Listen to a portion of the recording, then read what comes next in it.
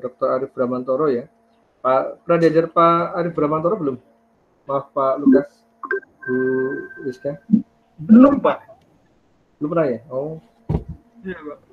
Ya, jadi pengajar mata kuliah analisis media sosial ada saya dan Pak Arif Bramantoro. Pak Arif ini pengajar di kampus di Arab Saudi kalau salah, dan dia memang sekarang di Arab Saudi domisilinya. Dan materinya saya akan ajar dari materi beliau dan nanti akan saya kembangkan dari beberapa pengalaman riset saya dan beberapa materi tambahan yang akan saya kembangkan nantinya. Baik. Ini Pak Arif Bramantoro ya. Ini ajar sekarang aja di Arab Saudi nih beliau. Nih, King Abdulaziz University. Satu kampus dengan Pak Prof Anton ya. Mungkin kemarin diajar Prof Anton itu ya? Betul ya? Iya Pak, kemarin diajarin Prof Anton Pak. Prof Anton itu guru saya juga dan saya juga masih banyak belajar dari beliau gitu ya. Beliau dulu pernah ngisi di kampus waktu zaman saya baru jadi dosen ya. Dan sekarang jadi profesor ya beliau. Baik, terus Pak Arif ya. Ini berikut topik-topik pembahasan yang nanti akan diajarkan di dalam beberapa pertemuan ke depan ya. Dan nanti juga akan saya sisipkan, saya modifikasi dari pengalaman riset saya dan beberapa pengalaman waktu kemarin di disertasi di UGM. Yang pertama kita hadir tentang pengenalan, tentang apa itu analisa data media sosial dan digital. Kemudian minggu depan kita akan belajar tentang fenomenologi dari suatu data digital dan media sosial. Kemudian tentang network analysis basic, gitu ya. Jadi di dalam pertemuan ketiga ini kita akan belajar bagaimana menganalisa hubungan antar pengguna media sosial, gitu ya. Nanti coba akan saya sisipkan, akan coba saya kenalkan sedikit di materi yang tadi saya baru upload tadi terakhir. Ini ternyata kekuatan media sosial sangat luar biasa, bahkan bisa mengalahkan kekuatan yang ada di dunia nyata. Itu yang real terjadi ya. Baik, di network ini kita akan belajar bagaimana ketika ada satu tokoh yang memiliki banyak follower misal, itu nanti akan memiliki pengaruh yang luar biasa untuk menyebarkan suatu informasi. Dan bahkan informasi itu bisa menjadi suatu trending topik atau menjadi topik yang ramai dibahas di media sosial atau viral ya bahasa sekarang. Nah, lalu di pertemuan keempat, kita akan belajar tentang topik analisis basic. Di dalam topik analisis basic ini, kita akan belajar bagaimana memodelkan atau mengekstrak suatu topik dari suatu sekumpulan data yang ada di dalam media sosial. Misal kita akan mengumpulkan data Twitter, sekarang 100 tweet misalnya. Nanti kira-kira apa topiknya? Apa topik yang menjadi perbincangan? Itu kita di sini pembahasan. Kemudian di pertemuan kelima, ini ada sentiment analisis. Nah, ini juga masih ramai ya. Jadi kalau dulu waktu Anda mungkin melakukan survei ke beberapa penduduk maupun wilayah gitu ya, atau perusahaan, Anda harus memberikan suatu formulir manual gitu ya. Anda datang ke perusahaan ini, nanti ada satu pihak perusahaan yang mengisi dari formulir tersebut ya, dan seterusnya.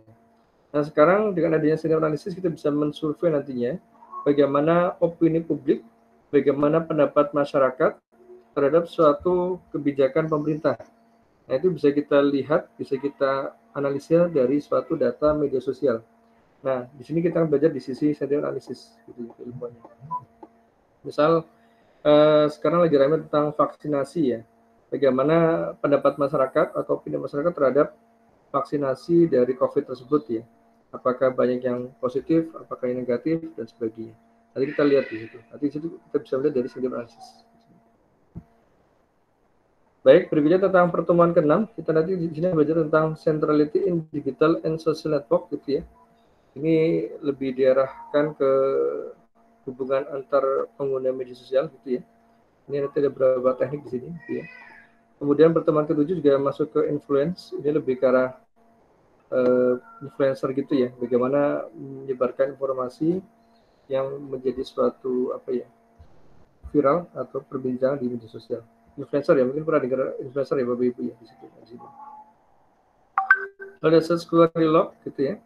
Bagaimana kita menganalisa suatu log atau suatu catatan dari suatu mesin pencarian gitu ya.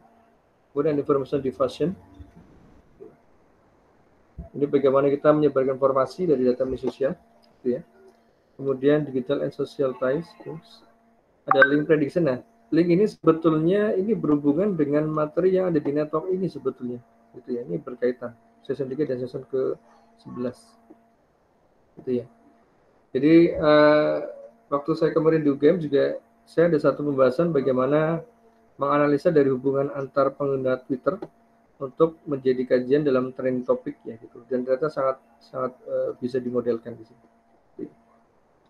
Lalu digital and social spam di sini. Jadi bagaimana kita mendeteksi suatu spam atau informasi-informasi yang dari bot ya atau yang tidak valid itu ya.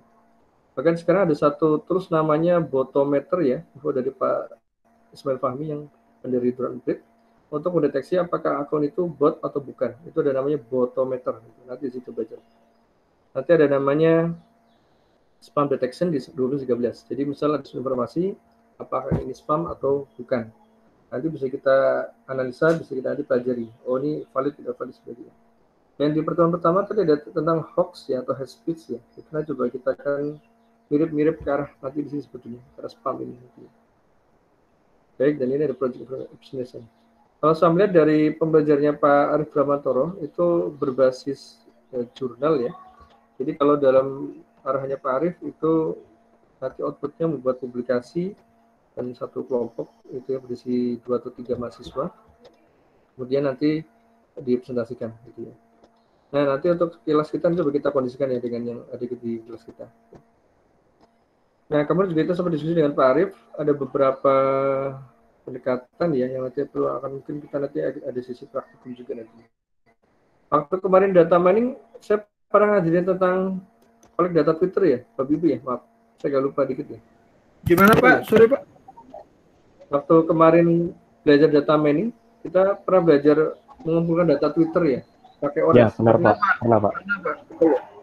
Oh iya, baik. Hari sudah punya basic ya, nanti coba kita kembangkan dari materi itu. Ya, saya beri maaf. Oke, baik. Kita berikutnya.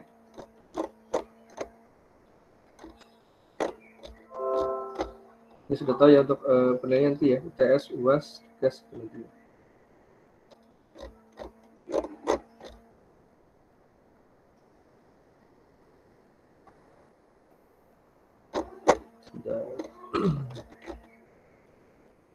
Nah, ini kalau Pak Arif ini ya project 2 atau 3 mahasiswa di sini.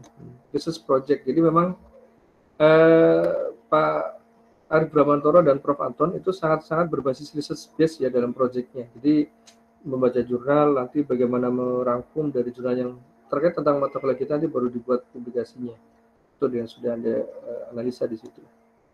Nah itu menarik, coba ya. Nanti mungkin akan coba saya akan ke sini. Gitu ya nanti. Ini penilaiannya nanti final report dan presentation.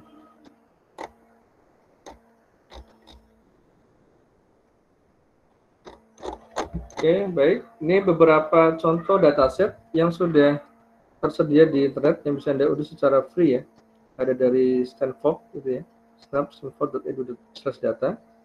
Itu ada dari DIC ya, ini isi.edu. Kalau kemarin kita menggunakan Kaggle ya, kemarin ya untuk data mining. Atau menggunakan data dari ini Flickr ya. Kemudian yang Twitter ini juga ada Track ya. Track ini satu website yang memang mempublish data Twitter tapi berbahasa Inggris gitu ya. Nah kalau kemarin sudah kita belajar bagaimana mengumpulkan datanya, nanti sudah bisa kita collect secara mandiri. Ini ada weblogs dan ada forum.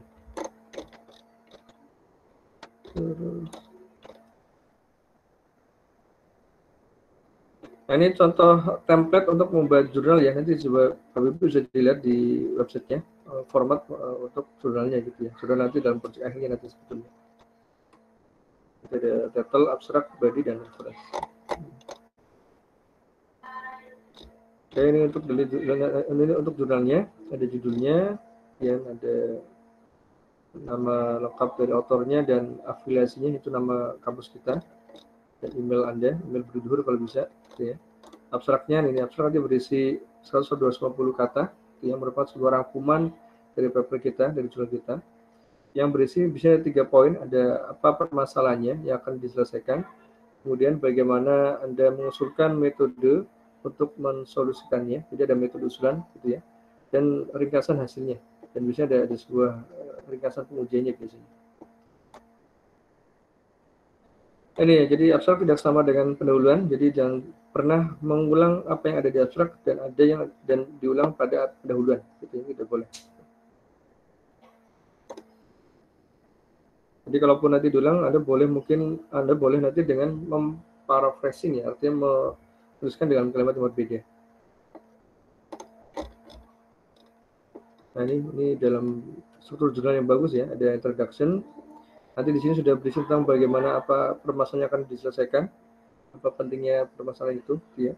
Kemudian state of the art, jadi suatu keterbaruan dari usulan metode Anda dan apa yang membedakan dengan penelitian sebelumnya, itu dalam kontribusi di sini.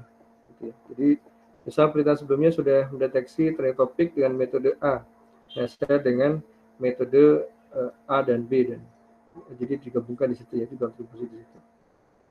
Kesimpulan, gitu ya. Ini struktur jurnal dan mungkin sudah pernah belajar Bapak Ibu ya. Referensinya. Nah, untuk referensi mohon dengan sangat menggunakan Mendeley ya sebagai toolsnya untuk dimudahkan. Oke, ini untuk referensi. Oke, baik, kita masuk dalam materi ya tentang pengenalan dari data media sosial dan digital. Nanti akan coba saya sedikit sharing tentang materi yang tadi barusan saya upload tentang bagaimana membuat suatu dari studi topik dari kajian komputasional gitu. Baik, ini dia. Nah, ini di dalam saat ini sangat banyak media sosial dan digital yang bisa kita akses dan bisa kita melihat datanya, baik Twitter, Facebook, Instagram, gitu ya, Flickr, gitu ya. Jauh sudah tidak begitu dekat sekarang, gitu ya.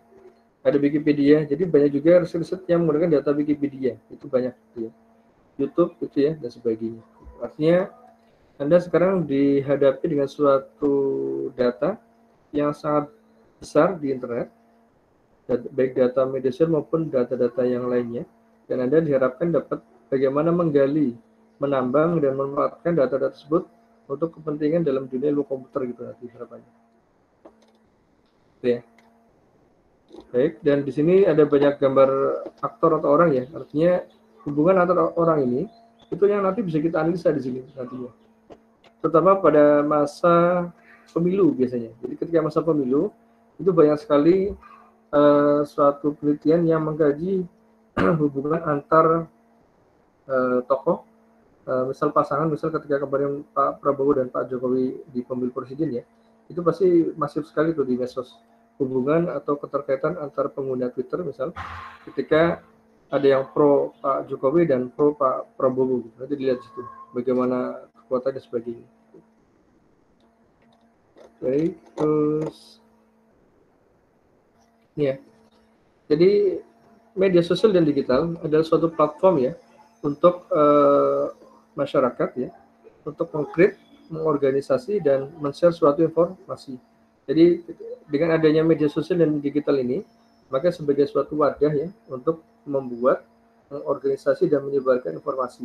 Gitu ya. Itu definisi dari media sosial. Artinya karena adanya informasi yang disebarluaskan oleh khalayak ramai, maka kita harus bagaimana menambang data tersebut, bagaimana kita bisa memanfaatkan data tersebut. Apa sih ciri-cirinya di data media sosial? Ketika data-data dari media berita resmi, itu wartawan harus terjun ke lapangan. Kemudian ketika mendapatkan berita, kemudian dilaporkan ke atasannya, kemudian diverifikasi, validasi, baru diterbitkan. Nanti ada apa namanya editing ya di berita ya. Nah, ketika kita menggunakan data media sosial, itu ketika misalnya ada postingan banjir di Ciledug misal, gitu ya. Kita kumpulkan informasinya, langsung kita informasikan. Artinya ada satu tahapan yang memangkas dari tahapan media berita yang biasanya. Nah ini jadi suatu kajian yang menarik biasanya. Artinya Kalau dalam media berita ada tahapan editing, ada tahapan sebagainya sampai terbit gitu ya. Kalau di medsos itu ada suatu informasi yang orisinil, asli, langsung dari sumbernya. Kalau di media berita, karena ada faktor-faktor yang terkait dengan eksekutif misal atau penguasa, kadang-kadang diedit gitu ya, ada suatu editorial di situ, ada edit beritanya.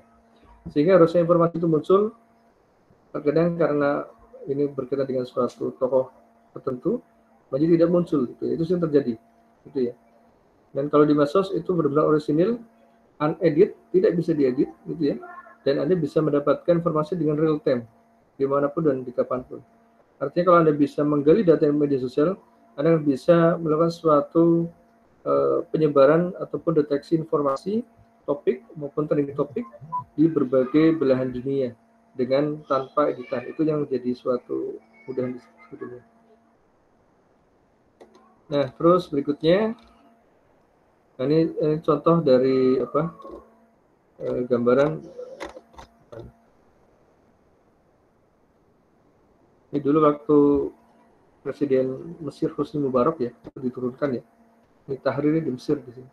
Jadi banyak orang berdemo dan ternyata juga di sisi media sosial terutama di Twitter juga sangat masif waktu dulu zamannya Presiden Hosni Mubarak diturunkan.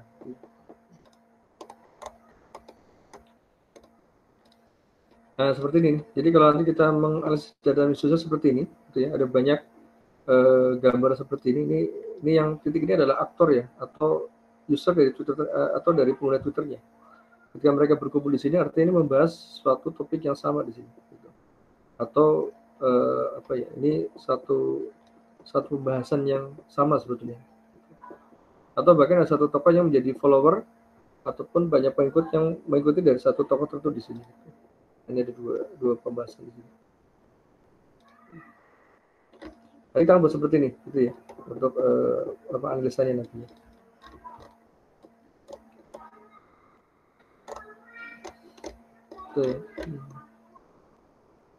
Emergent. Jadi kalau dalam dunia media sosial ada namanya emergent topik ya.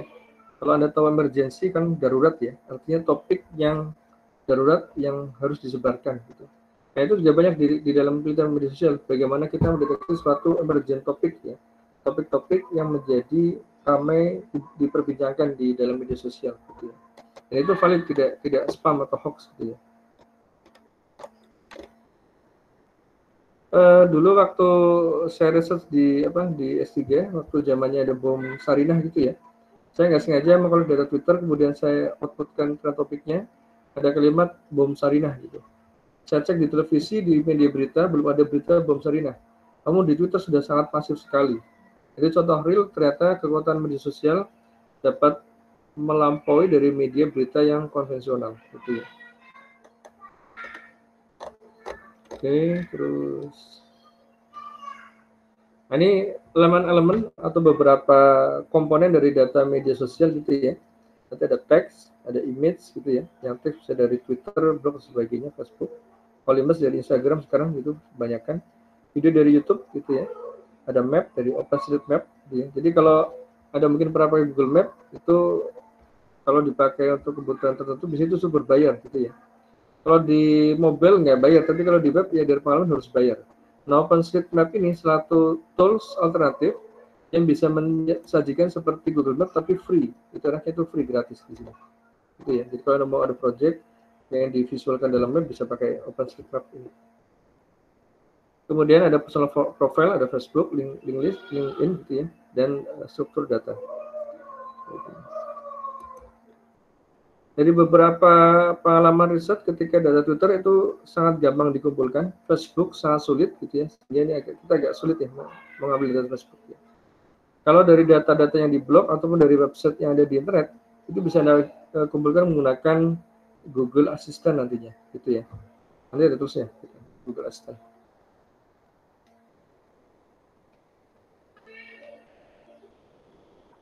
Nah ini dari tahun 2013 pun sudah banyak ya konten-konten yang diupload di YouTube ya, maupun di dalam media yang lainnya gitu. Artinya ini jadi suatu anugerah bagi beberapa kalangan yang memang fokus dalam penambangan data di media sosial nantinya. Gitu.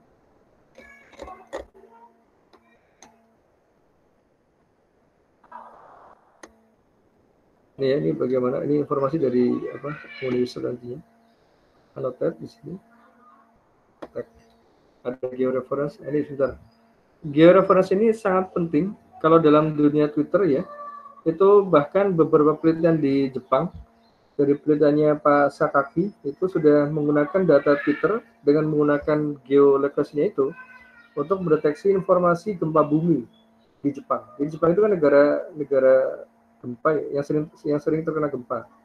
Sehingga ketika gempa itu terjadi banyak fasilitas listrik yang mati gitu ya. Namun dari sisi yang lain ketika listriknya mati, data-data medsos itu masih hidup di perangkat gadgetnya gitu ya. Nah sehingga ketika ada gempa itu mereka lebih cepat penyebar informasinya menggunakan media sosial gitu ya. Itu di Jepang sudah menggunakan data media sosial terutama Twitter sebagai sensor untuk mendeteksi gempa-gempa yang ada di Jepang.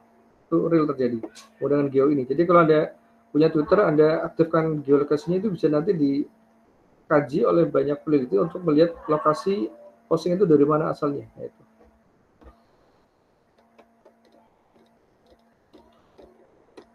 Terus kita berikutnya.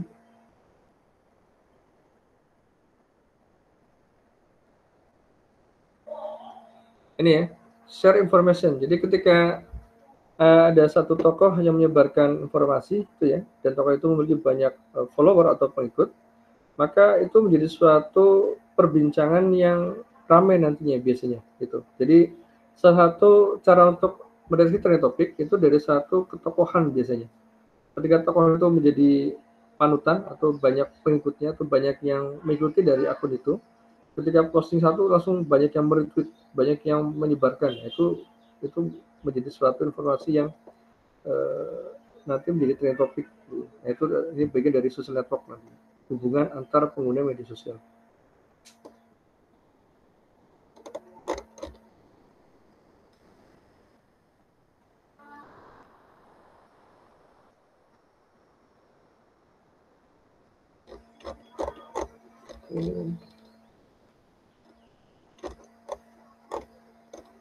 Nah, ini contoh gambaran dari network analisis basic ya. Jadi hubungan antar pengguna sosial yang ternyata bisa diterjemahkan dalam matematik di situ. Itu nantinya di sini. Itu ya. Jadi hubungan antar pengguna sosial itu bisa diformulasikan dalam matematik. Nanti kita belajar lebih dalam bagian di sini. Bahkan nanti bagi rekan-rekan yang pengen mendalam data mining ada namanya graph mining ya. Graph mining itu suatu kajian bagaimana melihat hubungan antar pengguna media sosial yang diminingkan, yang ditambang datanya. Itu juga ada satu bagian data mining. Graph mining namanya. Ini kan namanya graph. Ada node, ada edge.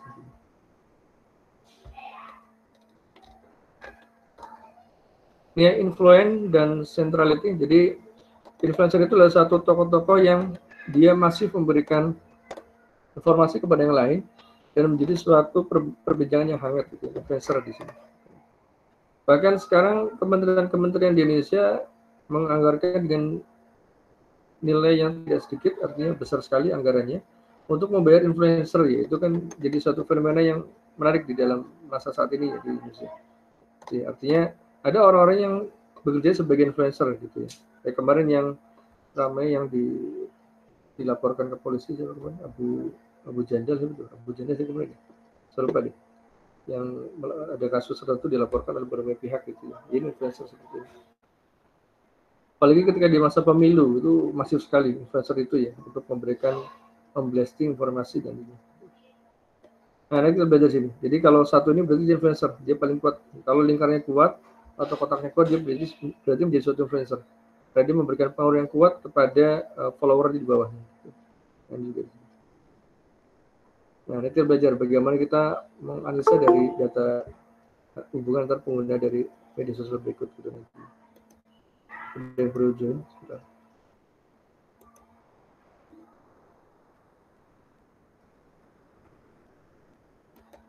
Oke, baik. Nah, ini contoh dari pemodelan topik ya, secara sederhananya. Jadi ini ada banyak data gitu ya. Ini data movie, film ya. Nanti ada ratingnya, ada kesukaan filmnya dan sebagainya. Gitu. Nanti di sini akan dilihat topiknya apa nih, kira-kira topik film apa yang paling banyak disukai ya oleh berbagai pengguna dari dari media sosial nanti. Kalau saya di text mining biasanya dari data Twitter yang saya kumpulkan kira-kira topiknya apa nih. Nanti kita belajar. Ada satu metode namanya LDA, Latent Direct Allocation, untuk memodelkan dari data-data dari media sosial.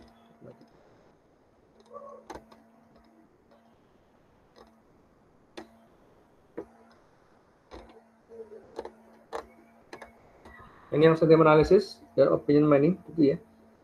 Jadi ketika ada yang pernah pakai Twitter, masih punya akun Twitter kan saat ini, Bapak Ibu? Halo? Masih punya Twitter? Ya, Pak. Ada, Pak. Masih, Pak. Iya. Nah, kadang kan kalau kita posting di Twitter ada emoticonnya ya. Nah, emoticon itu ternyata penting dan menarik. Kenapa? Karena dengan adanya emoticon itu bisa kita lihat apakah ini senang, marah, ketawa, dan sebagainya. Jadi banyak penelitian yang mengkaji dari sentimen itu menggunakan data emoticon dari data Twitter nantinya.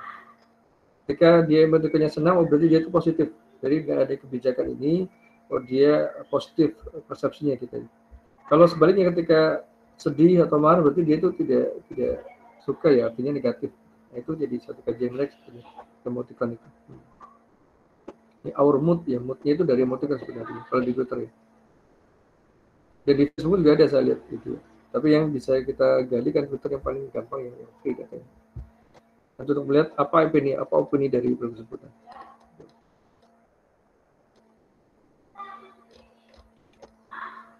Nah, ini penyebaran informasi ya di sini. Jadi dari satu tokoh nyebar ke orang ke yang lain sebagainya. Ini satu contoh bagaimana pola penyebaran informasi di sini.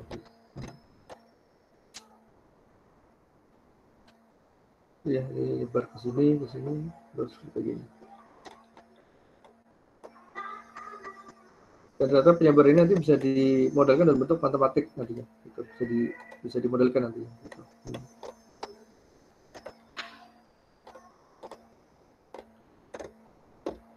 Bahkan dari penelitian waktu kemudian S3 UGM, mungkin yang pernah belajar probabilitas ya, probabilitas peluang ya. Misal ada dadu dilempar 10 kali, berapa peluang kemunculan dadu yang berisi 3 titik ya atau 2 titik ya, itu dilemparkan. Misal 2/10. Nah, nanti kalau dalam suatu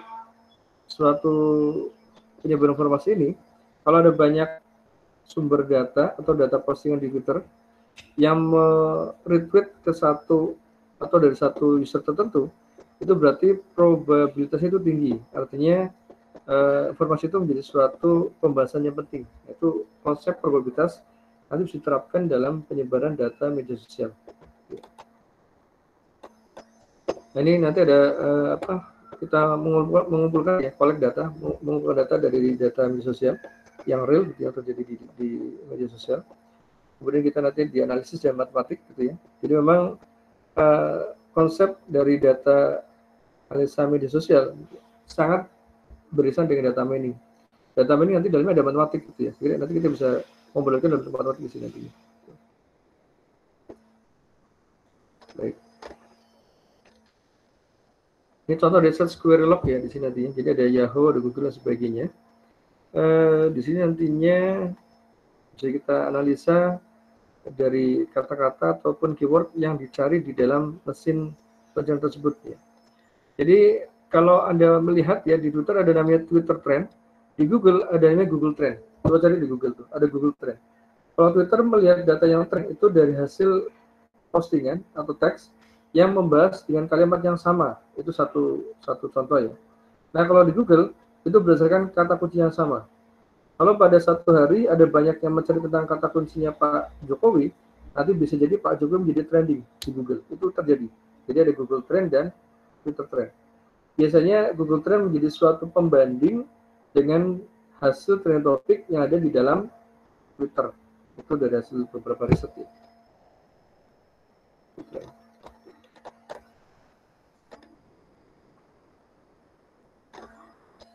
Tuh, jadi ini gambaran hubungan antar pengguna sosial gitu ya, sangat masif di sini.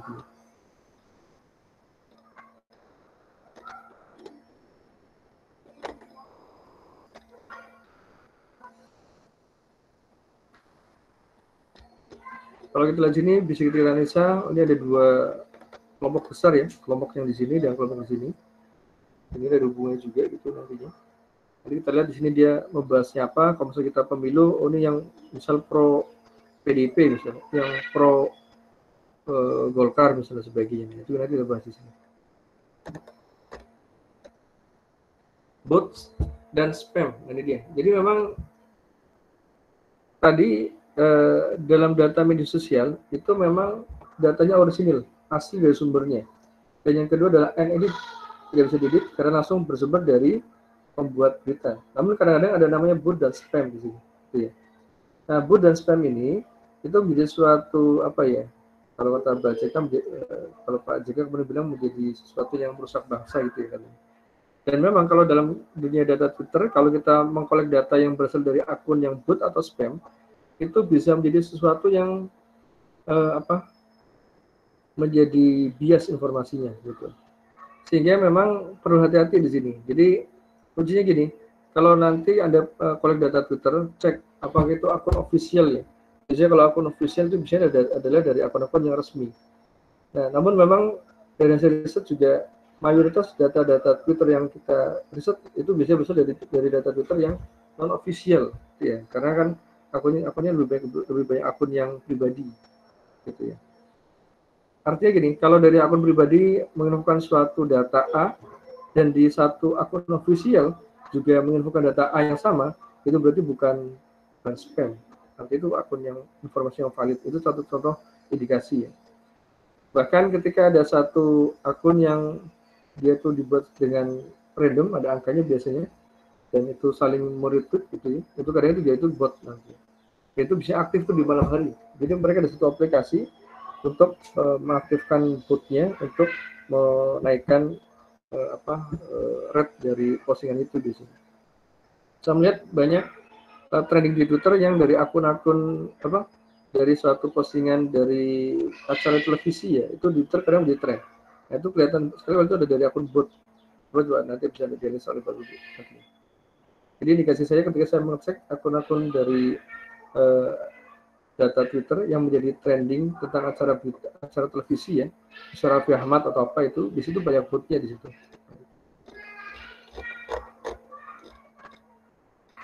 Ini jadi sekarang data Wikipedia juga menarik karena banyak sekali yang meriset tentang data Wikipedia. Karena sangat besar sekali datanya, gitu ya. Ini data yang sudah terstruktur, sudah rapi, gitu ya. Dan banyak volunteer ya, artinya banyak orang yang berkontribusi untuk memberikan informasi atau data dalam Wikipedia, gitu ya. Atau berbagi informasi, misal biodata seseorang, suatu misal matematika dan sebagainya. Ini jadi suatu kajian di Wikipedia untuk ditambah. Ini geospasial, sosial data ini tadi yang saya jelaskan tadi di Jepang ya. Ini menarik. Artinya konsep yang Jepang tadi itu kalau kita terapkan di Indonesia, kita pun juga negara kepulauan yang yang sering terjadi gempa bumi maupun bencana alam ya. Artinya konsep itu kalau kita terapkan menarik gitu ya.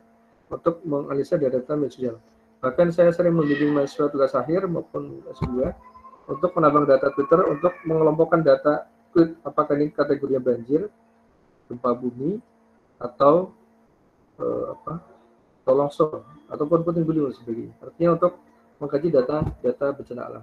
Nanti untuk apa? Nanti artinya untuk pemetaan bencana alam dari data medsos. Itu nanti arahnya situ. Tapi yang menarik adalah ketika ada kalimat banjir, ada tweet yang menarik yang dikumpulkan tentang banjir harapan. Itu ternyata ada banyak tweet-tweet yang bukan ke arah banjir bencana alam. Ketika ada banjir harapan, berarti itu banjir ini ya, untuk mengharap sesuatu ya, tapi bukan banjir bencana alam. Itu terjadi. Nanti itu menarik untuk kajiannya. Effort dalam nanti pre-processing ini. Itu ini untuk mendeteksi lokasi nantinya. Terus spasial. Ini kuncinya kalau di Twitter Anda harus mengaktifkan geoteknya, gitu ya, geolokasinya harus diaktifkan di dalam akun Anda. Nanti Anda bisa diolah data hasil sumber nanti lokasinya nanti.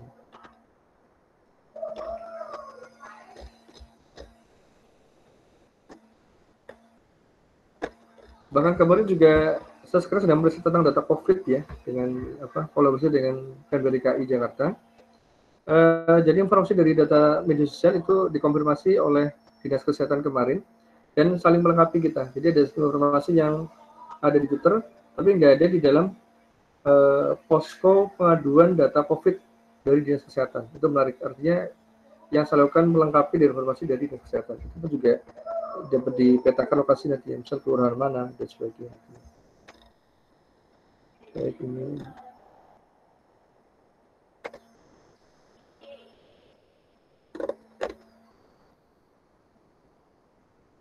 Nih, bagaimana kita bisa memprediksi kesehatan seseorang dari aktivitas online pengguna medsos tersebut? Nah, ini bisa dikaji sebetulnya.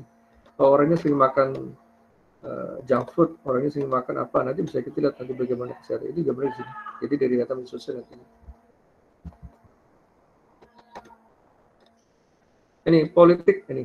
Jadi memang data media sosial itu sangat banyak sekali digunakan dalam sisi politik atau bidang politik ya. Artinya rekan-rekan yang nanti memang pengen mendalami bidang ini nanti akan sangat bermanfaat ketika di masa tadi election pemilu gitu ya. Jadi sangat bermanfaat sekali dan banyak sekali tokoh-tokoh maupun dari partai politik yang menggunakan satu tenaga ahli untuk bagaimana misal membaca data dari media sosialnya gitu ya. Untuk campaign, untuk kampanye biasanya. Atau jadi buzzer sebagainya. Jadi kalau yang saya lakukan, saya biasanya mendeteksi tren topik ya, apa sih yang jadi topik pembahasan dari data riset itu yang saya lakukan. Kalau saya yang ke arah tadi buzzer, ke arah dari booth itu saya tidak ke arah situ. Saya lebih ke arah bagaimana menambang atau menggali informasi dari data riset. Ini di Polri sangat ramai. Dari data temuan waktu dulu tahun 2015-an ya, ada satu informasi di Twitter yang sangat menarik tentang informasi dari perusahaan satu toko di Republik ini.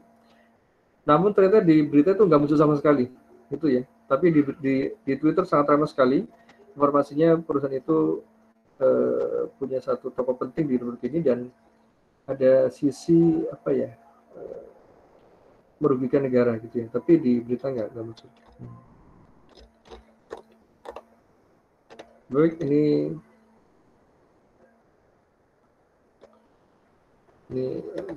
predicting apa nanti bisa kita lihat di masa yang datang dari data medsos ini dari kita ini.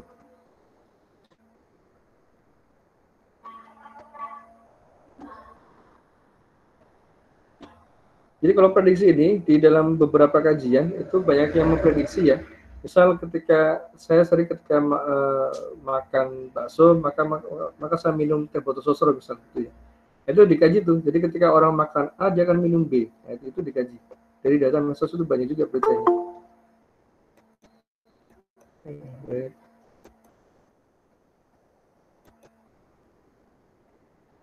Artinya Anda bisa memprediksi data-data dari data media sosial untuk informasi di masa yang akan datang. Itu ya dengan data dari media sosial nantinya. Nah, tadi ya emosional ya. Nah, nanti ini kita yang lebih belajar menggunakan emoticon baik dari Twitter, Instagram maupun yang lainnya.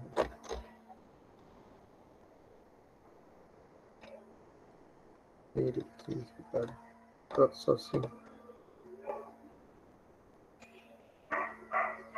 Nah, ini crowdsourcing ya, untuk mengumpul data di sini yang ada yang ke arah finansial, yang ke arah. Jadi crowd itu mesin untuk mengumpul data itu.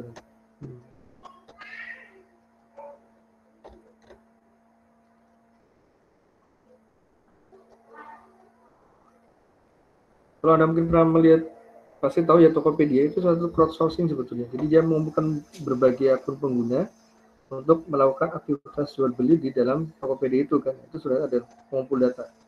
Nah, data itu data yang dilakukan transaksi itu sangat penting untuk penambangan data dalam sisi transaksi e-commerce nantinya. Itu di crowdsourcing. Ini social tagging, ini nanti lebih ke arah social network analysis nantinya, gitu ya. Ini nanti ada informasi yang di tag yang di tahu kan ketika di Facebook kita men-tag satu foto ke tag ke pengguna yang lainnya gitu ya, dan itu menjadi perbincangan yang di situ, contoh di social tagging di sini. Nanti apa informasi yang bisa dihasilkan dari hasil social tagging ini nanti. Oke, baik, kita masuk ke materi yang kedua. Di materi yang kedua ini mohon dilihat dari halaman 24 ya, yang sebelum itu untuk materi dari Ordik kemarin, tapi yang relevan di materi 24 sampai selesai, kita lihat. Baik, ini ya tentang teks main. Jadi memang data-data di media sosial nanti lebih ke arah teks ya, sehingga nantinya dengan adanya teks main kita akan coba melakukan sebuah ekstraksi dari data teks ini untuk menemukan suatu informasi yang terstruktur maupun yang tidak struktur ya, dari data media sosial ya, itu namanya teks main nantinya. Ini buat pengetahuan aja Bapak Ibu, nanti kalau pengen lebih silakan dipelajari. Ini juga untuk pengetahuan aja untuk di sini. Ini ya, jadi trend topik. Apa itu trend topik? Pernah lihat Twitter trend? Kalau di Twitter pernah lihat ada yang trend nggak? Halo Bapak Ibu? Pernah melihat Twitter?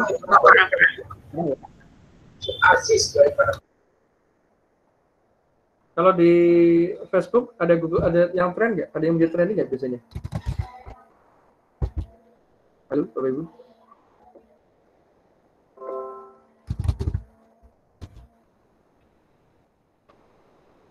Yang saya melihat di Facebook sudah ada yang menjadi trending, tapi ketika dibuka itu hanya untuk di satu wilayah tertentu ya. Di Indonesia itu tidak bisa dilihat yang menjadi trending di Facebook ya. Kalau di YouTube juga ada YouTube yang menjadi trend atau video menjadi trend. Nah, di sini trend topik adalah suatu topik yang berkembang pada area tertentu dan waktu tertentu, serta menjadi perhatian luas gitu ya, para pengguna media sosial dari waktu ke waktu. Jadi kalau suatu topik yang berkembang pada satu wilayah dan satu waktu tertentu dan menjadi perhatian luas para pengguna media sosial, itu namanya adalah trending topik. Ya. Jadi kalau dari istilah lain trending topik ada namanya emerging trend. Jadi emerging trend sama dengan trending topik sebetulnya, atau viral di bahasa kita sekarang, atau emerging topik atau populer. Nah kalau di kompas.com itu ada namanya berita populer ya. Jadi ketika saya di Kompas untuk trending topik, Kompas itu nggak ada berita yang menjadi tren, artinya berita populer. Apa artinya? Berita yang paling banyak dibaca oleh pewarta atau pembaca berita. Itu memang ada berita populer. Jadi kalau banyak sisi ya. Kalau dari Twitter yang tren adalah yang memiliki postingan yang mirip yang sama. Itu Twitter. Kalau Google Trend adalah dari banyak keyword yang dimasukkan menjadi tren. Kalau dari Kompas itu dari yang membaca. Ketika ada satu artikel banyak yang membaca itu jadi tren. Maka menjadi berita populer. Pernah buka kompas.com Bapak Ibu? Halo? Kompas.com? Pernah buka nggak? Ya Pak. Pernah Pak. Pernah Pak. Sering. Kalau berita populer di sebelah mana? Misalnya tampilannya, Pak Lukas. Maaf.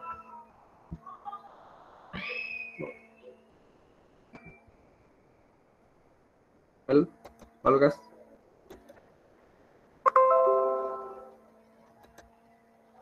Kalau nanti Anda buka kompas.com, itu di sebelah kanannya ya, itu ada namanya berita populer. Itu satu topik berita yang paling banyak dibaca oleh pembaca berita. Itu menjadi populer. Itu jadi tren sebetulnya sama aja. Jadi tren topik itu banyak sisi di sini yang bisa kita kaji. Tadi di kesamaan teks di Twitter, kalau Kompas yang paling banyak dibaca, kalau Google yang paling banyak diketikkan dalam kata kunci pencarian, itu menjadi tren. Nah, di sini dalam kategori trending topik ada 3, ada disruptive event, ada popular topik, dan ada daily routine di sini. Jadi trending topik bisa ke arah kejadian atau peristiwa yang menjadi perhatian global. Misal tadi ada gempa bumi, tsunami dan sebagainya. Nah, kalau topik populer ini adalah suatu peristiwa atau dari suatu artis atau barang atau merek produk yang populer dalam jangka waktu yang lama. Misal Coca-Cola itu dari dulu sampai sekarang masih jadi trending ya, pembahasan yang menarik dari produk gitu. Michael Jackson waktu meninggal itu juga menjadi pembahasan yang menarik dari awal sampai dia meninggal. Nah kalau yang rutin ini misal selamat ulang tahun dan sebagainya, ini contoh dari topik yang tidak umum gitu. Nah ini tadi yang saya jelaskan, topik bisa dirilis berbagai sisi dari media berita, tadi di Kompas yang paling banyak dibaca, kalau Twitter tadi di kesamaan tweetnya, gitu ya. Kalau pencarian tadi dari kata kunci yang paling banyak digunakan, trends untuk melihat tren Google. Dan ternyata trend topik itu bisa dilihat dari 3 sisi sumber pembentukannya. Jadi textual content, artinya dari teks-teks yang diposting oleh pengguna Twitter. Social content tadi dari akun-akun atau hubungan antar pengguna Twitter ataupun dari media sosial lainnya. Dan hybrid. Hybrid ini adalah gabungan dari teks dan social content. Nah, ini, jadi kalau dari textual content akan dicek kesamaan teksnya, nanti ada banyak metode, ada term frekuensi, ada burst detection dan sebagainya. Kalau social content, interaksi antar pengguna media tadi ya, ada namanya page rank, ini deh. Bapak Ibu, ada yang pernah dengar kata page rank nggak? Maaf, dari sisi sini ya. Page rank, ayo. Sebelum mata kuliah, ada yang pernah dengar Bapak Ibu kata page rank? Halo Bapak Ibu, kita diskusi aja di sini, sambil santai aja. Page rank, ayo, ada yang pernah dengar? Di Google Search Engine Optimization ya, Pak Indra? Iya, betul sekali Pak Gun, betul sekali. Jadi PageRank adalah satu metode yang pertama kali digunakan oleh Google, yang dibuat oleh Google ya, untuk meranking suatu website yang paling banyak dicari, gitu ya. Dan ternyata konsep ini itu dipakai pada penggunaan data media sosial untuk meriset trending topik. Itu pakai metode PageRank. Artinya konsep dari Google yang untuk website karena diterapkan di media sosial. Itu seperti teori khasnya di PageRank. Terima kasih ya Pak Gun. Iya Pak.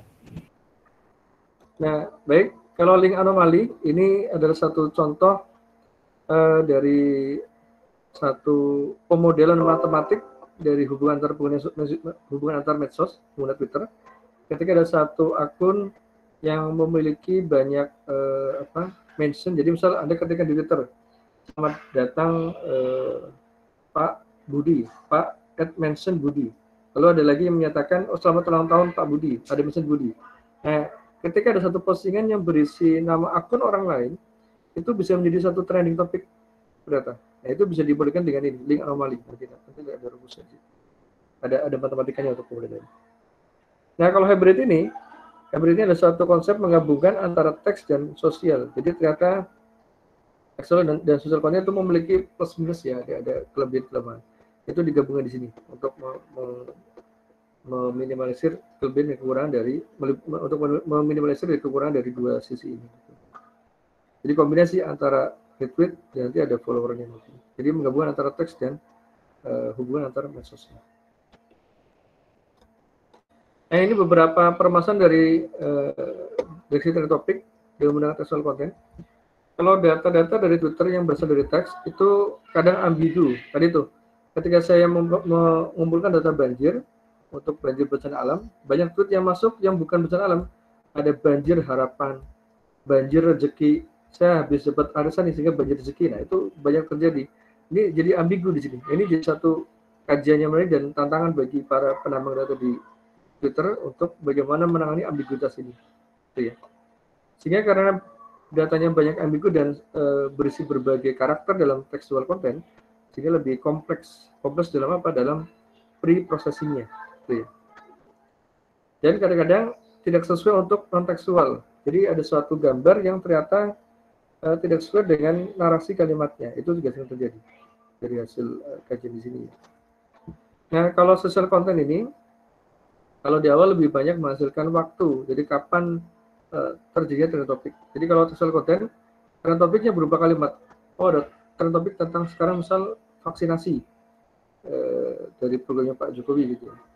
Nah, social content itu trennya vaksinasi itu kapan dilakukan? Misal pagi, siang, sore. Nah, itu biasanya. Jadi kadang-kadang dari studi literatur yang saya lakukan, social content itu lebih menghasilkan trend topik berupa kalimat. Kalau social content menghasilkan trend topik dalam output berupa waktu nanti. Namun ternyata kalau dengan social content itu tidak kompleks pre-processingnya. Kenapa? Tadi itu, ketika kita menambang data dari data Twitter yang social content, kita hanya melihat tadi postingan yang ada mentionnya. Ketika satu postingan di Twitter ada mention si A, ada mention si B, kita kaji di situ. Artinya tidak perlu kompleks. Dan ternyata lebih cepat dalam mendeteksi trend topik dibandingkan yang tekstual. Ini dari hasil riset ya, dan ini sudah terbukti. Artinya kalau menggunakan social content ini itu lebih cepat dihasilkan trend topiknya. Nah, karena tidak kompleks prosesnya. Kalau ini kan kompleks. Sehingga di sini di hybrid ini akan digabungkan ya antara dua sisi ini. Jadi di sini kalau hybrid ini akan dipengaruhi oleh dari tadi ya ketokohan dari individu dan jumlah followernya. Artinya semakin banyak tokoh yang memiliki follower yang besar, dia akan sangat berpotensi menghasilkan trending topik dari posting yang dibuatnya. Ini tantangannya bagaimana menghasilkan topik dalam proses yang sederhana dan lebih cepat terdeteksi dan ada pengujian akurasi. Oh iya, tadi karena social content ini waktu sehingga hanya kecepatan yang diuji ya, jadi seberapa cepat dalam mendeteksi trend topiknya. Sehingga di dalam social content itu nggak bisa diuji akurasi. Misal akurasi yang metode misalnya bias itu 90%, kalau di sini nggak bisa. Tapi di social itu bisa akurasi. Sehingga di sini bagaimana kita bisa mengembangkan metode social ini untuk diuji dalam sisi akurasinya. Nah ini peluangnya yang lagi tren, silakan. Bahkan sekarang kemarin waktu membimbing mahasiswa tesis yang mau kajian sentiment analisis, namanya Bu Pina ya, beliau kerja di TVRI, itu ternyata satu jurnal yang menggabungkan antara konsep tekstual dan sosial untuk sentiment analisis. Itu juga lagi ramai sekarang. Jadi kalau sentimen dulu hanya berbasis teks kalimat saja, dan sekarang sudah mulai menggabungkan hubungan antar pengguna media sosialnya untuk di sentiment analisis. Menarik gitu ya. Nah ini metode Benningham kita bahas ya, ini sekilas nanti. Ini teknis ya, ini teknis dari metode Benningham yang nanti aja lah nanti soalnya. Nah, ini contoh dari hasil topik ya, yang dihasilkan dari metode Benningham, gitu ya. Tren ini memang bukan berupa kalimat ya, artinya hanya berupa sekumpulan keyword atau kata yang paling sering muncul pada berbagai Twitter. Pada berbagai tweet atau pesan di posting. Jadi ini bukan kalimat, ini sekumpulan kata-kata yang frekuensi kemunculan itu sangat masif. Gitu ya, ini bukan kalimat, tapi sekumpulan kata-kata yang frekuensi itu sangat masif. Ini tahun 2020 pada bulan Juni, di tren yang pertama adalah ada OTG, jadi tren topik. Yang kedua adalah masih OTG juga, gitu ya. Ini dari Pak Yuri yang dulu jadi jubir dari Kemenkes tentang COVID ya. Nah, memang satu kajian yang menarik adalah setelah kita menghasilkan tren topik ini adalah bagaimana kita memaknai dari topik ini. Topik pertama apa makna itu jadi satu kajian juga, suatu riset juga sebetulnya. Oke, baik, ini pengujiannya mirip, nanti ada apa versi dari kolom. Ini dia, baik. Ini yang tadi di dalam topik ada dalam tujuan pembelajaran ada arah penelitian ya. Nah, ini ada arah penelitian dari data media sosial yang sudah saya lakukan dan nanti mungkin akan berkembang dengan ide-ide ataupun inovasi dari Bapak Ibu semuanya. Jadi saya hanya membuka suatu gambaran riset di dalam text mining dalam bidang media sosial seperti ini, gitu ya. Baik, ini penting Bapak Ibu mohon dicermati. Yang pertama tentang di sisi sebelah kanan, Bapak Ibu ya, kalau saya sebelah kanan di sini. Jadi beberapa riset yang sudah saya lakukan dengan bimbingan saya, itu saya mengkaji tentang bencana alam, gitu ya. Jadi menurut Bapak Ibu, bagi yang pengen mengkaji tesisnya tentang data Twitter maupun data media sosial, untuk bencana alam ini sangat besar potensinya, dan masih sedikit yang menggali, dan manfaatnya besar sekali, gitu ya. Jadi misal ketika ada bencana alam, banjir, gempa bumi, tanah longsor gitu ya, kita mengacu dari data BNPB. Jadi di BNPB sudah ada suatu definisi ataupun acuan. Itu bencana ada dua, ada bencana alam dan non alam. Kalau alam itu memang dari alam ya, banjir, gempa bumi sebagainya. Kalau non alam itu seperti ada kebakaran, lalu ada korsleting listrik, itu ada bencana non alam namanya dan sebagainya. Nah ini kita kaji di sini. Dan saya juga bekerjasama dengan rekan dari UIN Cirebon untuk membuat model dari kalimat yang memang jadi acuan untuk model untuk bencana alam ini. Menarik di sini. Nanti apa? Ketika saya gabungkan data-data postingan, misal hari ini si A posting banjir Cuk, hari ini si B posting banjir di Serang. Terkumpul tuh, oh sekarang ada informasi banjir di Ciledug, dan juga ada banjir di Serang. Ini suatu pemetaan nantinya, pemetaan informasi yang bisa kita rekomendasikan kepada pihak terkait nantinya. Mungkin ke nanti kecamatannya ataupun ke kelurahan dan sebagainya. Itu menarik sebetulnya. Yang kedua tentang politik tadi ya. Jadi ketika di masa pilkada serentak, di masa pemilu presiden, dan yang lain yang nanti bisa kita kaji nih, bagaimana kita bisa menambang data media sosial terkait aktivitas politik dari berbagai pengguna media sosial. Ya. Untuk melihat tadi mungkin sentimennya, untuk melihat tren topiknya, maupun untuk bagaimana kampanye dari suatu parpol tertentu nantinya. Kemudian dari sisi ekonomi, dari sisi trending topik ekonomi, gitu. Jadi menarik kalau tadi trending topik ke arah politik maupun ke arah bencana alam. Dari sisi ekonomi, misalnya ketika dulu sempat ramai harga listrik mau dinaikkan, itu tuh banyak sekali orang yang berkomentar yang sangat tidak setuju. Itu menjadi suatu kajian ataupun suatu trending topik yang diinfokan ke mana? Ke pihak tertentu nantinya, stakeholder. Yang kedua, ini dia, di masa COVID pun itu bisa dikaitkan dengan ekonomi. Kenapa? Karena banyak sekali pemutusan hubungan bekerja, pengangguran, ataupun gaji yang dipotong gitu ya di masa COVID ini. Dan ini menjadi suatu kajian menarik. Bagaimana kita bisa melihat informasi yang ada di Twitter untuk memetakan informasi pengangguran ataupun tadi ya pemutusan hubungan PHK gitu. Kemudian metode banyak ya, klasifikasi, klasterisasi, dan association rule. Nanti kita belajar ini mungkin sudah Pak belajar di dalam ini kemarin Pak Budi. Ini satu bidang bisa dijadikan kajian riset untuk nanti tesisnya. Dan di sebelah kiri ini dia. Selain tadi dari bidang bencana alam, politik, ekonomi, ada satu bidang yang menarik dalam media sosial, yaitu bidang hate speech ya, atau ujaran kebencian. Jadi di dalam pertama sudah saya upload tuh ada buku saku ujaran kebencian ya. Itu ada kategorinya, ada fitnah, ada provokasi, ada hoax. Jadi hoax itu memang menjadi kategori dalam hate speech. Ya, salah satu jenis dari hate speech adalah hoax. Ini mesti kaji yang menarik Bapak Ibu di sini. Bahkan waktu kemarin bimbingan skripsi saya itu meriset ujaran kebencian ini, ketika risetnya itu di BSSN ya, Badan Siber Sandi Negara, itu di BSSN belum punya satu model ataupun format yang bagus bagaimana kalau kalimat ini hoax atau hate speech atau bukan, itu belum ada. Sehingga ini menjadi suatu kajian kita membuat suatu model kalimat apakah ini hoax atau hate speech atau bukan. Nah itu bisa menarik di sini.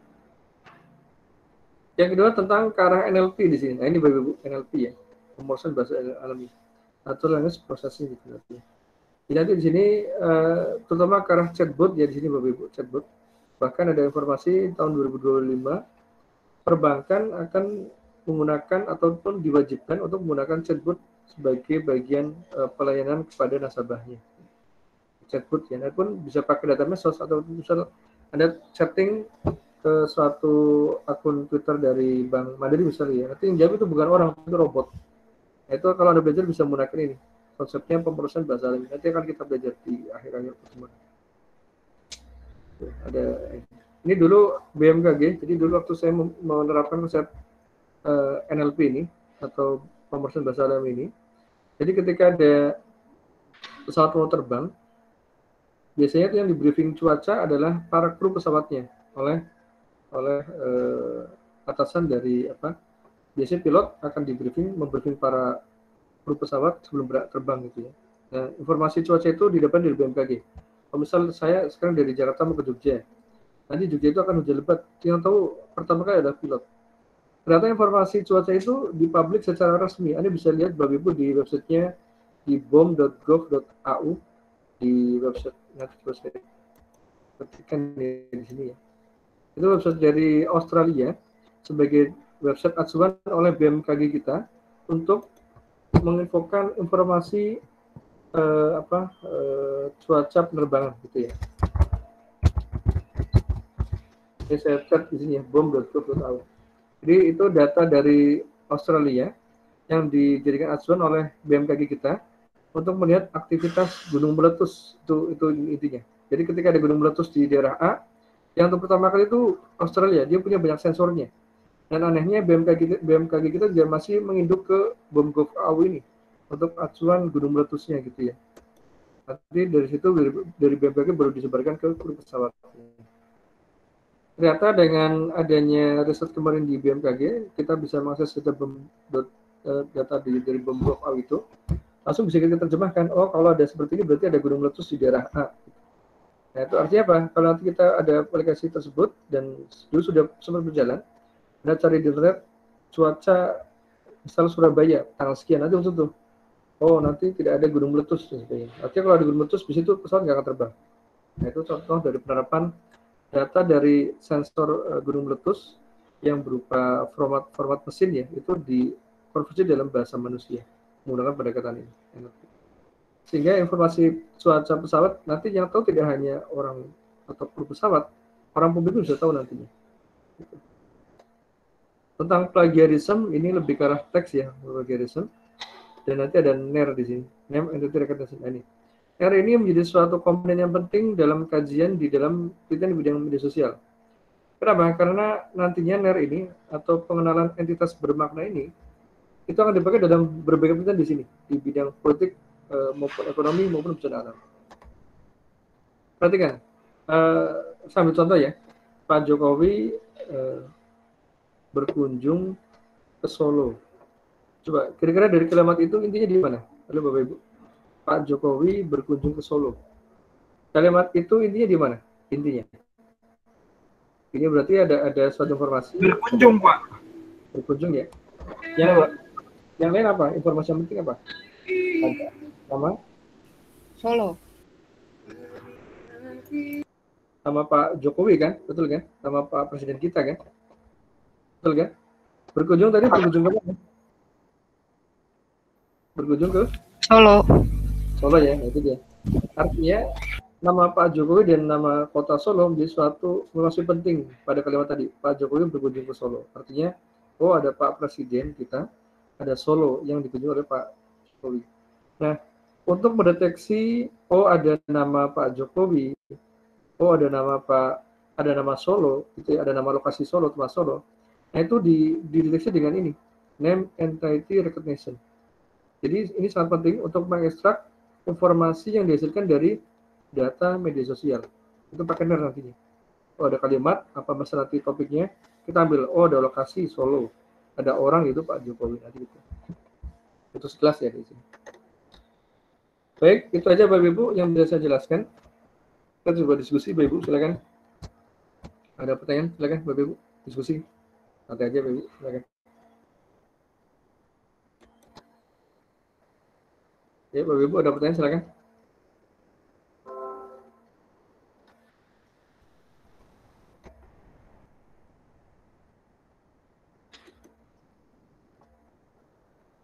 Atau Bapak Ibu ada pertanyaan sampai sejauh ini? Maaf. Halo, Pak Indra. Iya, halo Pak Gun, silakan. Ya Pak, makasih Pak atas materinya, menarik banget. Ini tadi saya mau tanya juga untuk implementasinya Pak. Saat ini, saat model itu sudah jadi dan sudah dievaluasi dan ketika diterapkan, itu proses penerapannya seperti apa Pak ya? Karena kan kalau misalnya kita bicara media sosial kan berarti se-real time mungkin Pak ya. Apakah ini jalan per berapa waktu gitu atau memang real time per detik jalan atau gimana Pak? Yang sudah-sudah biasanya seperti apa Pak? Terima kasih Pak. Ya. Baik, terima kasih Pak Gun.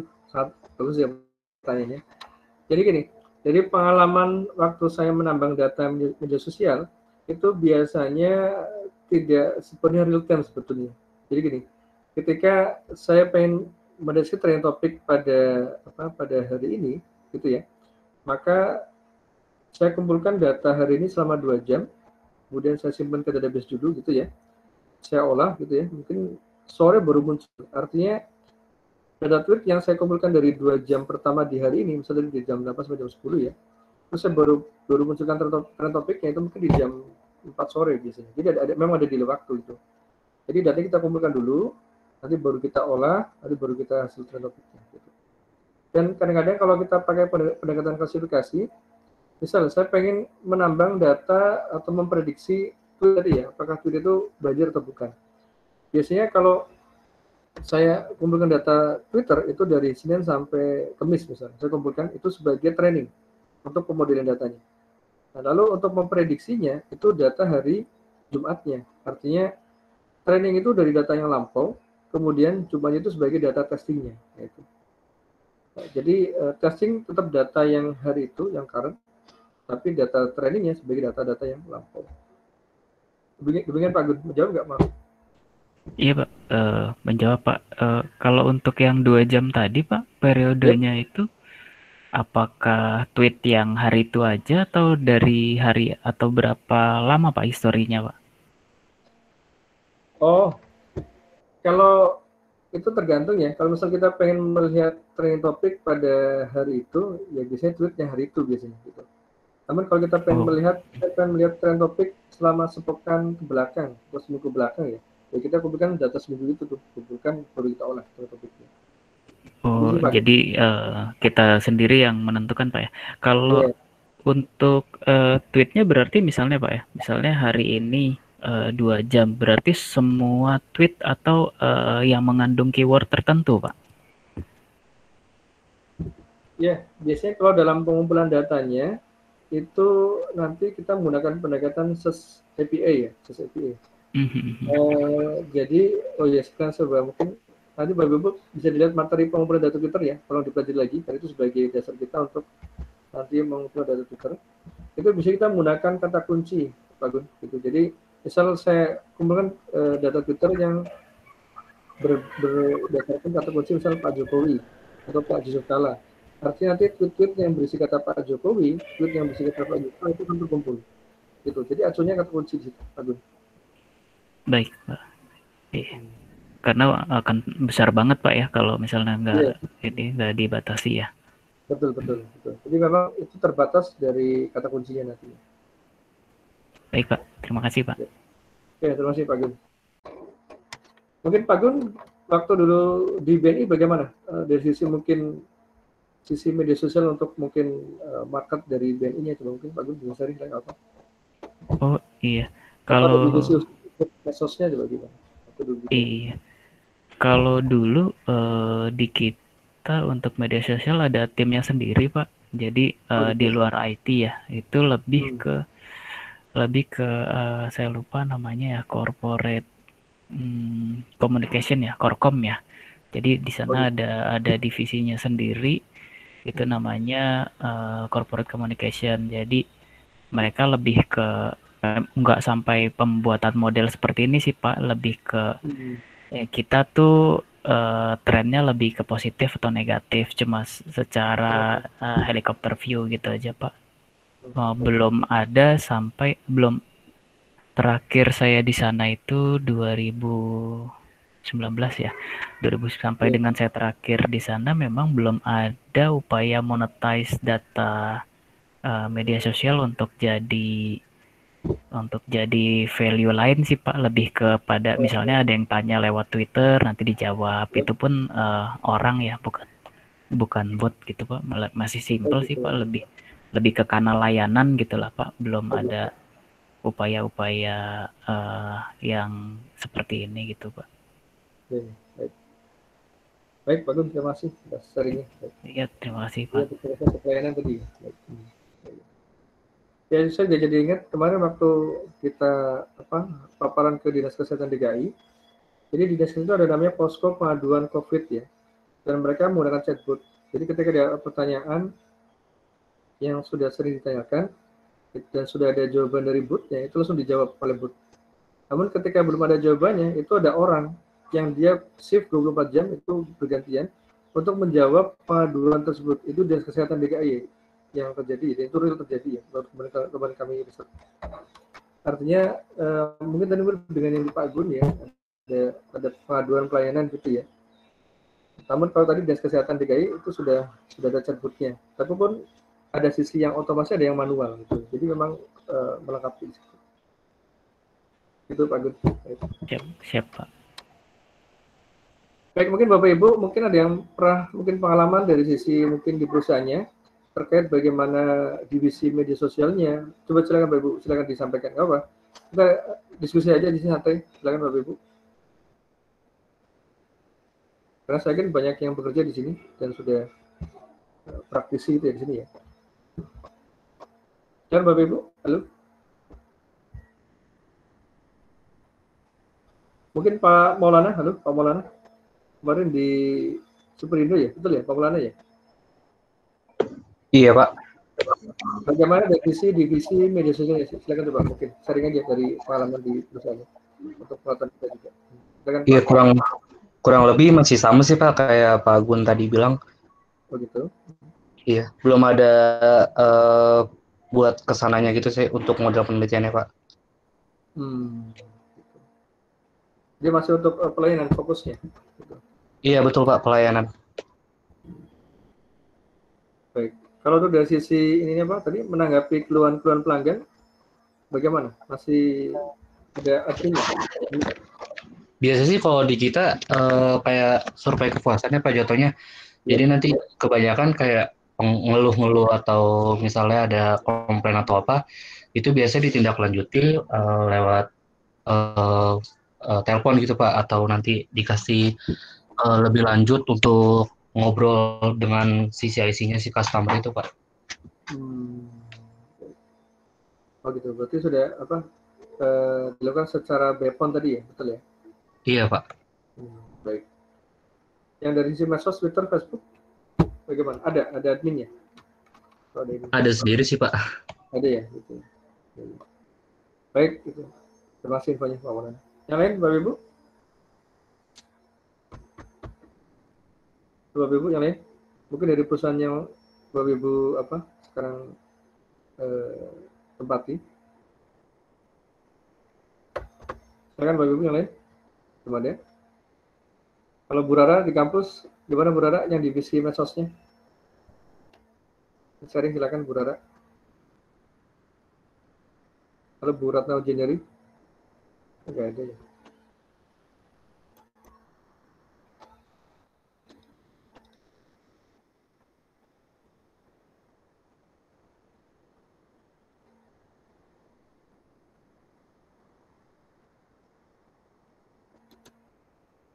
Baik, Bapak Ibu,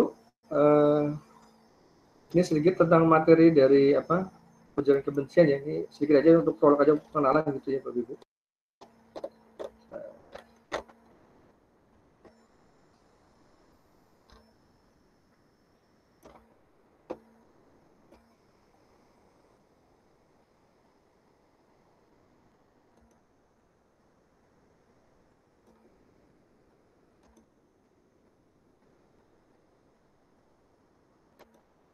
Kelihatan Bapak Ibu, Chrome-nya?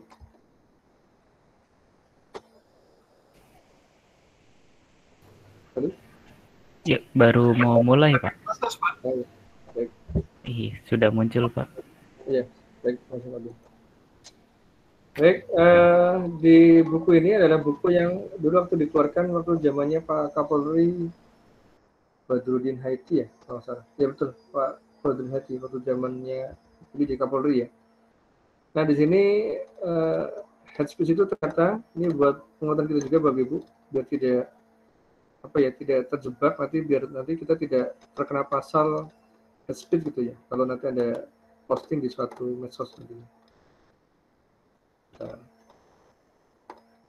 tahun berapa nih 2015 ya itu Pak Badrudin Haiti ya zamannya Pak Kapolri. Sama poinnya aja Bapak Ibu nanti bisa baca Bapak Ibu secara mandiri detailnya.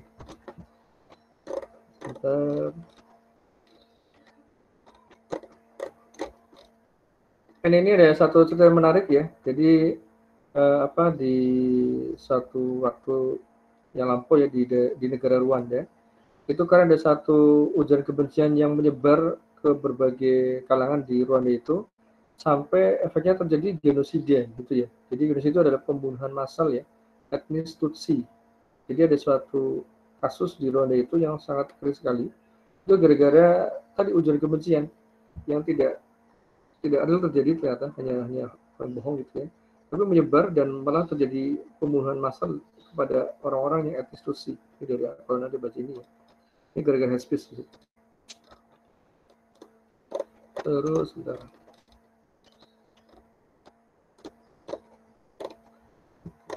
Kategorinya sebentar Bapak Ibu ya, kita masuk ke kategorinya aja.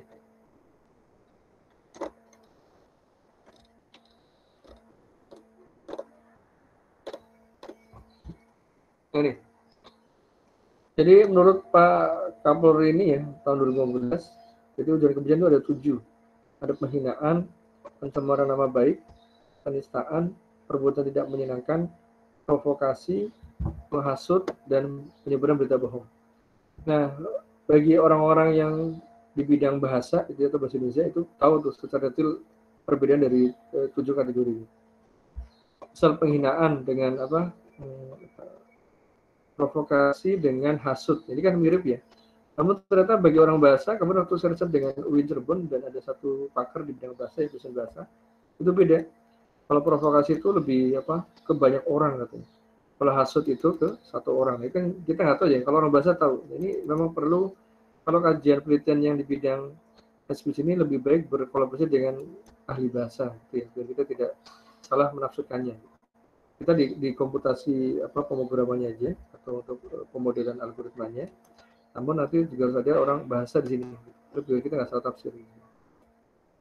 Karena kalau nanti kita melabelkan kalimat, misalnya kalimatnya kategorinya misal provokasi atau hasut atau penghinaan. Ini ada satu pendampingan bahasa di sini. Ini biar kita tidak salah dalam melabelkannya nanti. Nah, yang nomor 7 ini adalah hoax ya. Jadi hoax ini masuk dalam satu kategori dalam hate speech atau kebencian. Nah, ini sudah ada pasal-pasalnya sebagai acuannya. Ini dari Undang-Undang ITE ya, dari tahun 2015 di sini. Bisa Anda baca, baru silakan sini. Oke.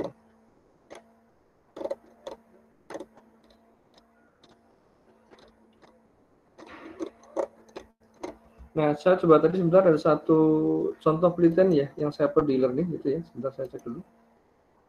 Saya coba sebentar ya, baru sebentar.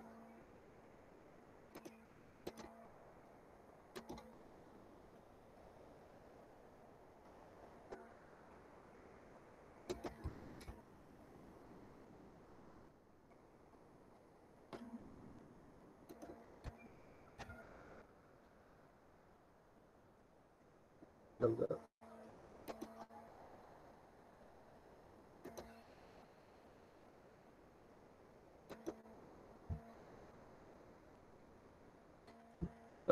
Mohon izin Bapak Ibu coba di-download file contoh penelitian hate speech ya yang di RAR itu ya. Tolong dibuka coba dulu sebentar. Di RAR juga. Bentar. Saya masih ekstrak nih sebentar ya.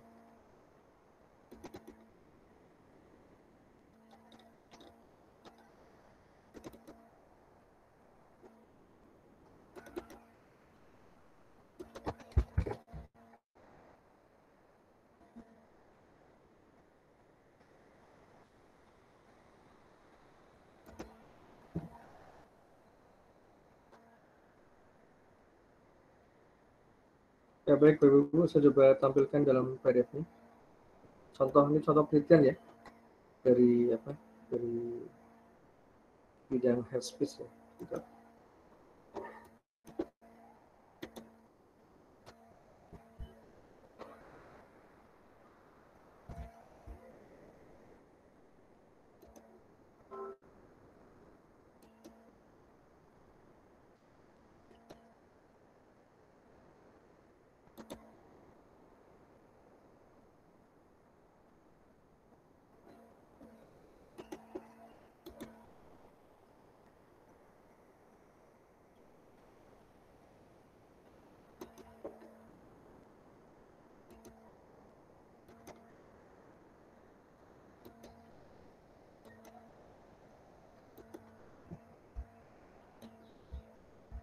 Baik, jadi Bapak Ibu silakan nanti setelah nanti di rumah ya, mohon dilihat materi pengumpulan data Twitter, kemudian mohon dipraktekkan secara mandiri gitu ya, supaya Anda bisa memiliki kode atau suatu token untuk pengumpulan data Twitternya, gitu ya. yang sudah bisa sudah aman ya. Bagi yang belum tolong coba dipraktekkan kembali materinya. Karena besok lebih baik kita akan lebih ke arah ini ya untuk mempraktekkan pengolahan data Twitternya di depan. Saya share dulu yang Hespeed ini.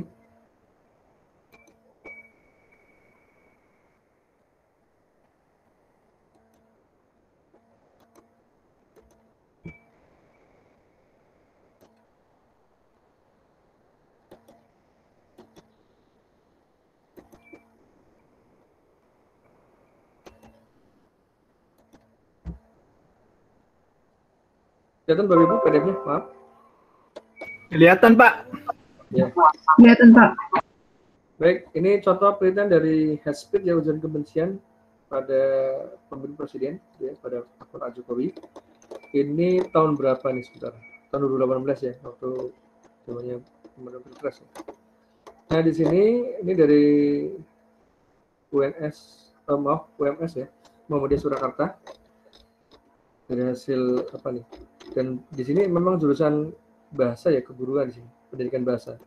Jadi orang-orang bahasa atau ahli yang mengambil jurusan bahasa itu banyak juga yang mengkaji tentang speech gitu. Jadi juga Twitter juga ya. Saya kira ini tentang komputer, ternyata adalah ini bahasa di sini. Ini kajian bahasa yang dikaji di sini. Kita coba cek di sini.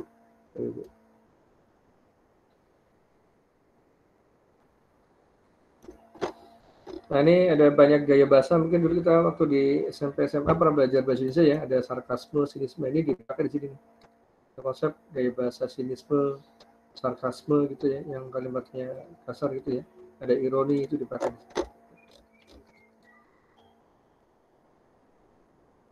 Dan ini bentuk tuturan implikatur politik ujaran kebencian di sini. Nah jadi kalimat ini pun juga masuk dalam hate speech ya. Jadi hati-hati Bapak Ibu ya, kalau nanti Bapak Ibu posting di media sosial, mohon hati-hati karena kalimat seperti ini pun bisa dikelompokkan dalam hate speech. Nanti Anda bisa laporkan ke undang-undang ITE, ini bisa rugi nanti Anda. Jadi tolong hati-hati dalam postingan di medsos.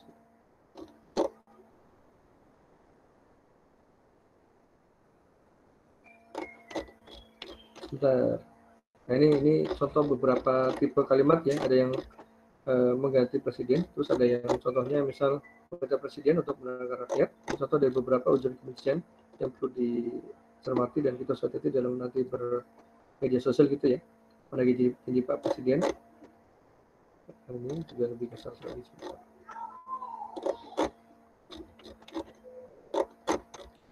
Sebentar.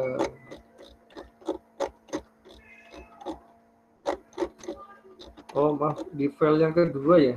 Ada dua file di yang share itu baru. Ini file yang kedua. Ini tahun 17 untuk ujian kebencian pada wacana debat Cagup dan Cagup DKI. Ini zamannya Pak Anies ya, Pak Anies dan Pak Ahok. Dan ini pun juga orang bahasa juga itu ya. Ini dari Muhammadiyah Surakarta. Kita lihat Bapak Ibu di sini.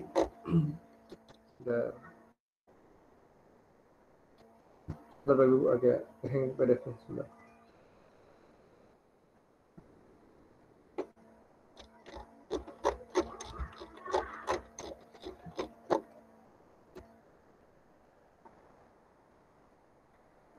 Ini dia. Jadi di sini saya langsung ke poin pembahasannya Bapak Ibu. Dalam ujian kebencian di sini ada dalam bentuk penanda bentuk lingual, ada dalam kategori penghinaan itu di sini ya Bapak Ibu. Lalu ada lagi tentang ini pencemaran nama baik dan sebagainya. Coba kita lihat dulu satu dulu sebagai contoh. Di sini penghinaan dalam kategori apa nih? Kesejahteraan ekonomi. Perhatikan bentuk kalimatnya. Maka kami tidak setuju bantuan langsung tunai karena itu tidak mendidik. Nah, ini kalimat itu tidak mendidik bagi orang bahasa itu bisa dikelompokkan dalam kategori ujaran kebencian dalam bentuk penghinaan pada masalah kesejahteraan ekonomi. Nah, ini. Kalau Bapak Ibu lihat mungkin coba cermati Bapak Ibu, kami tidak setuju bantuan langsung tunai karena itu tidak mendidik. Kita melihatkan normatif ya, betul ya, dan tidak terlalu kasar, betul nggak Bapak Ibu? Halo? Betul Pak. Ya, tapi ternyata dari sisi ahli bahasa ini masuk hate speech gitu, sehingga kita harus hati-hati sekali dalam nanti melakukan postingan gitu ya. Dan sampai kita nanti jadi satu tersangka gara-gara postingan kita. Ini karena ahli bahasa melihatnya ini penghinaan dalam bentuk kesejahteraan ekonomi. Ini satu gitu ya. Terus yang kedua, artinya nanti bentuk kalimat ini yang akan dijadikan sebagai model. Kalau ada kalimat yang nanti mendekati seperti ini, berarti nanti kategorinya adalah penghinaan. Gitu maksudnya. Itu bagus maksudnya. Itu kaitannya dalam deteksi hate speech dalam media sosial. Lalu kita lihat yang kedua. Sebentar. Jadi ya, penghinaan dalam masalah pembangunan. Saya rasa sederhana. Pertanyaannya bagaimana membangun manusia? Jawabannya tidak nyambung sama sekali. Yang tidak nyambung sama sekali kan normatif ya, sebenarnya tidak terlalu kasar ya. Tapi di sini masuk dalam kategori penghinaan. Ini kan juga kita perlu hati-hati dalam komposisi. Itu aja Bapak Ibu. Jadi tolong coba dibaca lagi sampai selesai silakan. Ini juga banyak kalimat yang bisa dicermati, nanti ditelaah dengan baik. Baik Bapak Ibu, untuk materi hari ini sampai sekian gitu ya. Oh, belum saya share ya? Belum muncul ya? Maaf. Sudah muncul? Tadi, maaf.